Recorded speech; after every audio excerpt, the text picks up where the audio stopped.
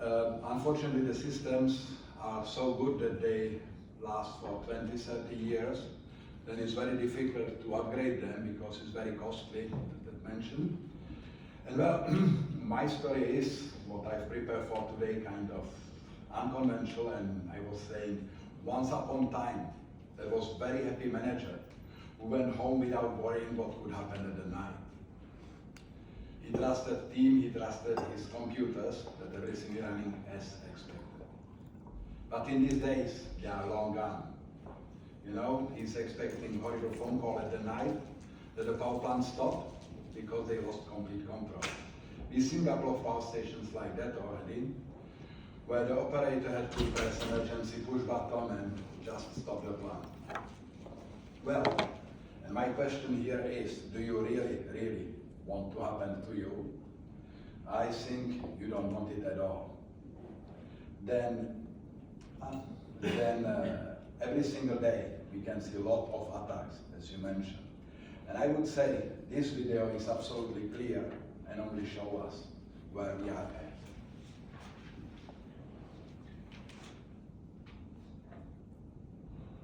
I just keep it running for, let's say, 20 seconds, and you see attack after the attack. It's a very nice German company which is having this map, and they gave me permission to show it here. Anybody who leaves me the business card, I can send him the presentation and details.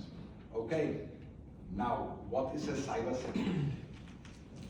Many people don't know how to define it.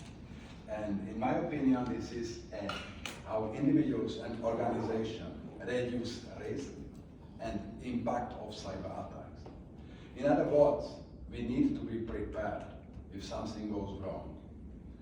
Then I was thinking how to present it, and I find out on the TED Talk by Nick Espinosa, very good guy, 5 cybersecurity laws. I believe these laws are very nicely explaining cybersecurity very quickly. If there is a vulnerability, it will be exploited. No exception.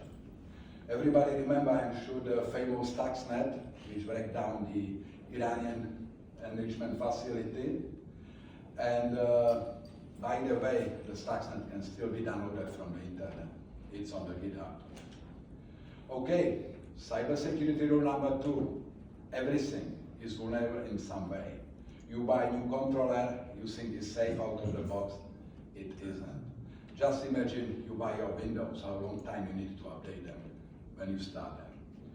Okay, and then we go to very important point in cybersecurity, which is humans.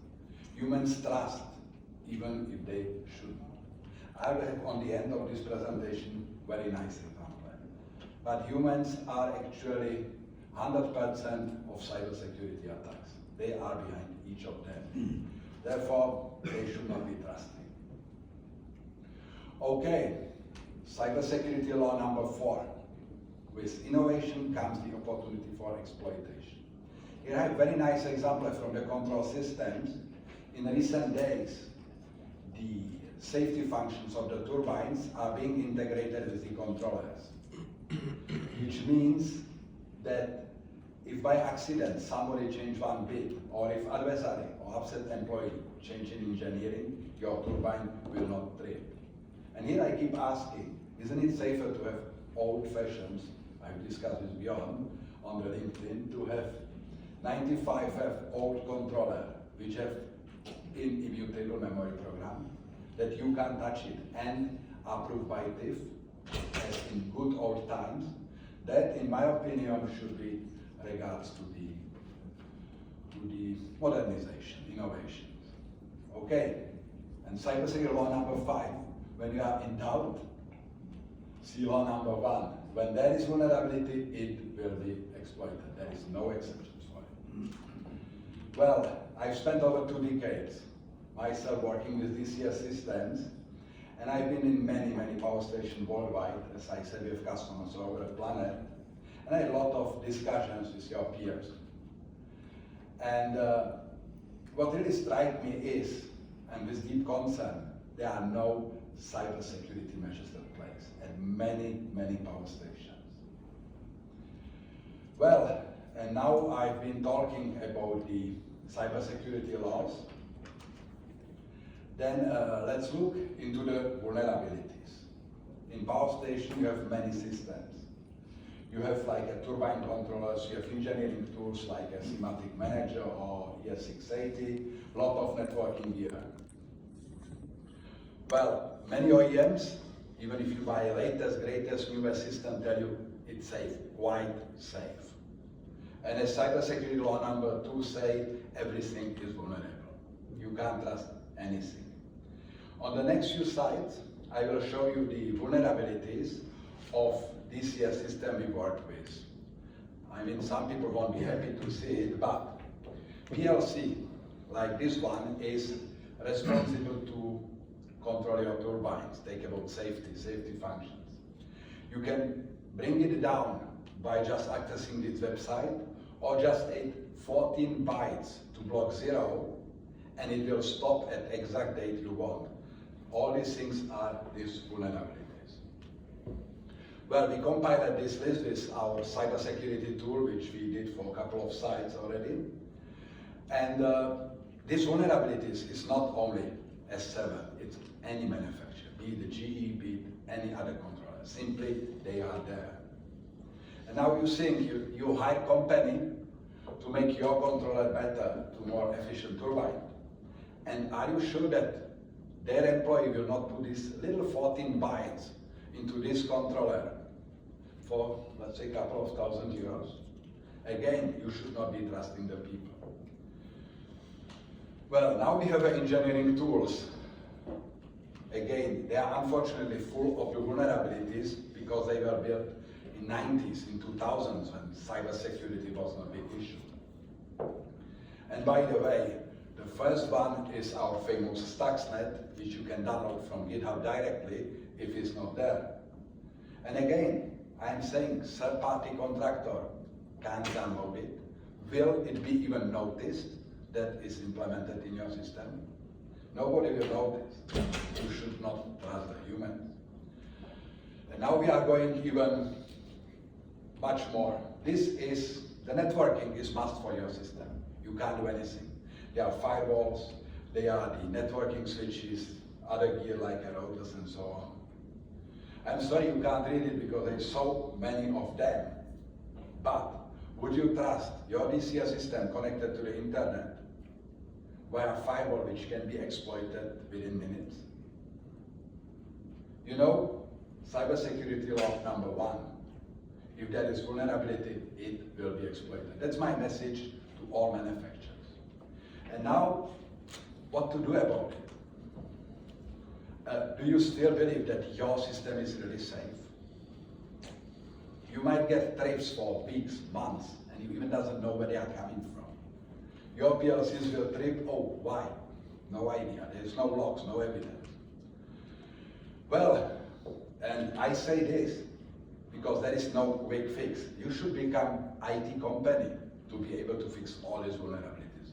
But that's not power plant business. And just click the right boxes on compliance forms. You mentioned compliance. It doesn't bring you any security. Compliance is not security. We should not mix these two terms. You are compliant with some rules, laws, but you are not safe yet. Please remember that. Well, and now what we can do about it? What is our goal? I say to be ready when something goes wrong. I will repeat. To be ready when something goes wrong and be prepared if something goes wrong. That's how we define cybersecurity, which is how individuals and organizations reduce the risk and impact of these cyber attacks. Well, to achieve that, we have to do these tasks. It's quite a challenging task to figure out what to do, where to start with cybersecurity. Therefore, we always start in our tool, we have a very nice, beautiful tool for that, with the cybersecurity requirements. Means we look for all possible requirements, threats, and they can come from the standards, your power plant, from the government, from grid code, from whatever place. And once you are having the requirements, once you know what questions to ask, you can start your cybersecurity audit or audit improvement. Okay, asset identification. We've been working really hard and thinking how to do it. And basically we define kind of new term, we call it a cybersecurity data sheet. What is a cybersecurity data sheet? We got all information such as models. I'm sorry it is so small, but I hope you can read it. Such as models, firmware versions, so we can search for vulnerabilities, look what needs to be fixed. Then we got a nice documentation, and during that process, we make also risk matrix. What is a risk matrix? We identify every risk and say how dangerous is it. Do we need to address it now, or can it wait for some time later? And also, to create this task, to deal with the devices, software services, we create a project for each such a device. We treat it as an independent project in our tool. Therefore, we have a very good idea what asset we have and how we will deal with it in case of something goes wrong. And this is our goal on the end. We will end up with very nice backup procedures for each and every device. Like you have a EPROM card, which you don't see years, how you fix it after 5-10 years when you run. Then, of course, you have to have recovery procedures. You have a nice backup, but well, do you know how to use it? Do you have from the warehouse spare computers, spare memory card? Then you have to verify your spare parts. And testing procedure is, you should create a little lab and test your equipment, because you want to fix it as quickly as possible. And you should also take care about where your backups are stored. Many times we find out that backups are on the same network as DCS. If hacker encrypt the hard disk, you lost your backup as well. You should use like a data diode to put it outside of your system.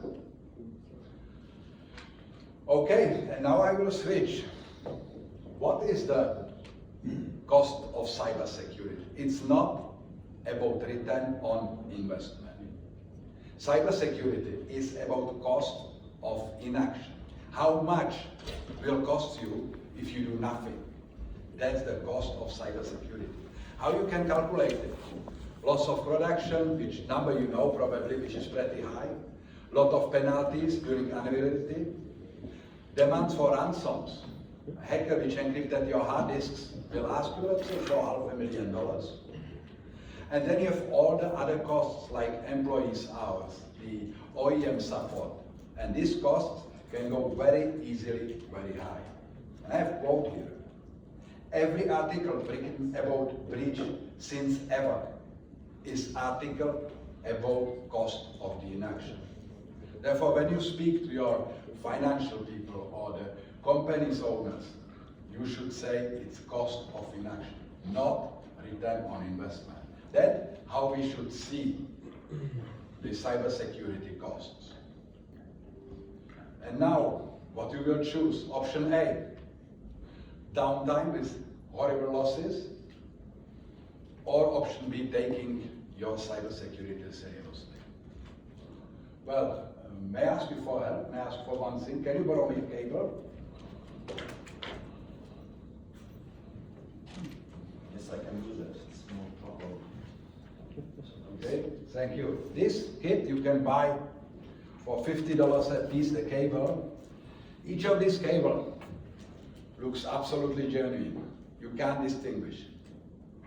Each of these cable is having full computer built in, which deploy on Linux, Mac, Windows, on any system.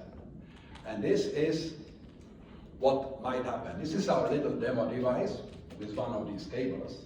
And we deploy attack on S7 1200. Very simple attack DDoS. And this PLC will stop within 5 seconds. That works on any vulnerabilities you've seen, is doing exactly that. Okay. When that PLC stops, the outputs freeze, not the pumps keep running. compressors keeps pumping the air. Valves stay open, and that's what the danger. And the deployment you see, $50, you can get payloads on the internet, company at 5, everybody can fly in a few minutes, and you are done. And then, as you are aware that there is very big dangers, I prepared a challenge for you guys. This is not a challenge, it's kind of check. Take your mobiles out and go to that site, white-safe.com. There is a very quick questionnaire which takes you less than 2 minutes, and then you will see on the end your cybersecurity score for your power plant. You can also find there my calendar entry. You can directly contact me. I'm on the LinkedIn as well, but there you can have directly appointment with me. Okay, guys, that's my presentation on cybersecurity from, let's say, practical point of view, from the guy working daily in power stations and seeing in reality how to deal with existing systems. We are running systems from 90s. We keep them running because systems like Teleper or TXP from Siemens are really good systems. Okay, thank you. That is my presentation.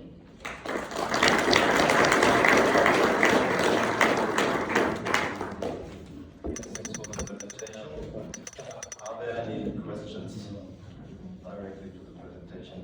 I'll just wait for the microphone.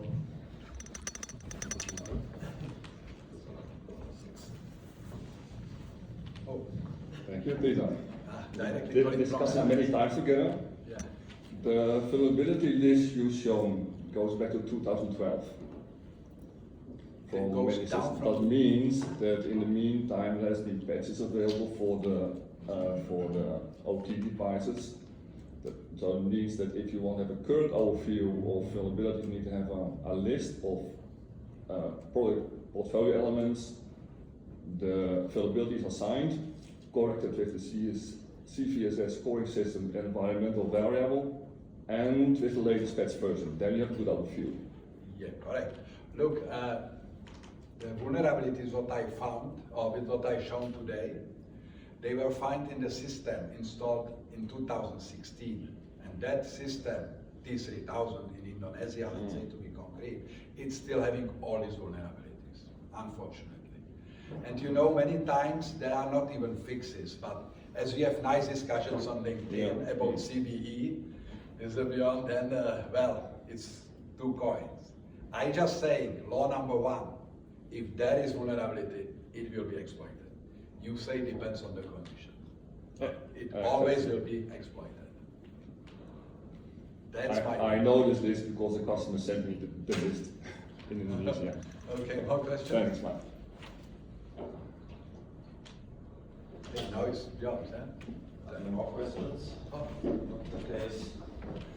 Then in between, it's a VGBE Conference, so we have some advertisement for our next conference on IT OT security. And Okay, can I go? Then we come to the third presentation. We have just seen the third presenter. We asked the last question. So it's Björn.